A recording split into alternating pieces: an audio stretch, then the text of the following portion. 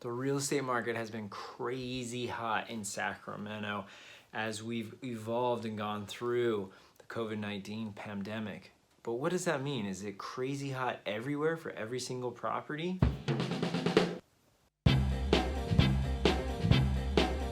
Hey everybody, Doug Reynolds here, your Sacramento area realtor. This is a part of a webisode series, Sacramento Real Estate Explained. Kind of talk about stuff that's going on and dynamics in the market. I want to just talk about, can you use a blanket statement to talk about all real estate? So can you? Can you just say one statement that has to do with all of the entire market in the Sacramento area? Probably not. Think about it. You've got, $300,000 fixer in a rougher neighborhood compared to a $2 million listing in, East Sac or Sierra Oaks Vista or something like that, okay? Can you say one sentence that's gonna apply to both of those properties? Probably not. There's a lot of areas, a lot of neighborhoods, a lot of different properties, different conditions, all those types of things. So I wanna hit on something, single family homes in comparison to condos. What's been going on with those, all right? Most people are talking about the market's crazy hot. They're typically talking about kind of your average single family home, probably in the $400,000 to $800,000 price range. That can kind of get lumped in together pretty well. Below that, above that, you probably have a little bit different dynamics going on. Well, those are single family homes. That's in a certain price range. Let's talk about condos. My good buddy Ryan Lundquist of SacramentoAppraisalBlog.com. He and I have been doing videos together for a long time. I think we maybe did our first video together like 2011 or something. It probably was horrible. Do not go back and find it and look it up. But he is awesome. Ryan is the man. He just had a good little blog post come out that's comparing single family homes to condos. And there was two really good graphs that I want to share with you. I'll hold them up right now. I'll probably put them up on the screen though for you to see a little bit better. Two really good graphs that I think show the difference between single family homes and condos.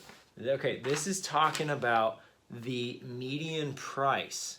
Red is single family homes and blue is condos. And this is in the Sacramento region. So this is the entire area, not just the county. But as you can see, the red post-pandemic, after it flattens out, after kind of the initial shock of COVID, it has really spiked. It's ramping up quite a bit. Single family homes. Everyone wants the big backyard. They want space from their neighbors. They want garage. They want a pool in the backyard. They want an office space. They want all that. Single family homes, super popular. Prices going up. But then take a look at the blue one. These are condos. As you can see, pandemic hits, it kind of flattens out. Yes, it's increased a little bit, the median price, but definitely not as steep as the single-family homes. What does that show us? Well, there's not as much demand for condos right now, so supply and demand is not causing the prices to ramp up as much of an increase. However, other graph, interesting thing to talk about. So you can't just say, oh, single-family homes are selling faster, they're more on fire than condos. Look at this graph. This is your median days on market. About how many days on market to get a property sold. As you can see over the years, it's kind of been up into the mid-20 ranges, been trickling down.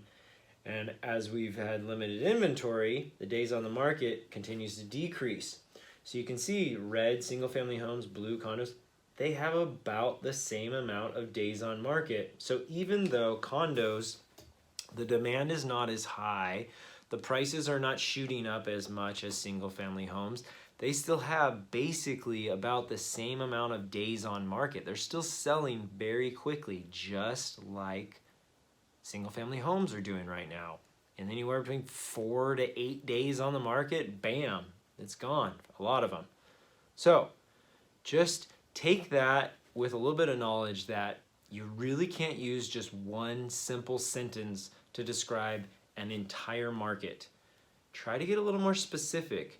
Try to find out if you're having a conversation, are you an investor, are you a buyer, are you a seller, what type of price point, what area of town are you looking in, a condo, a single family home, a duplex, a fourplex. Those types of things you've really got to hone in on to know what type of market you're talking about, what type of buyer or seller you're addressing and you're talking with. I try my best to not just use blanket statements.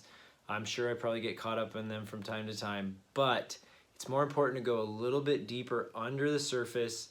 A lot of times, stuff you're hearing in the news, they're sensational headlines. Typically, they're 2 to 3 months old with their information anyways. You really should be working with, a realtor, following Ryan's blog, those types of things.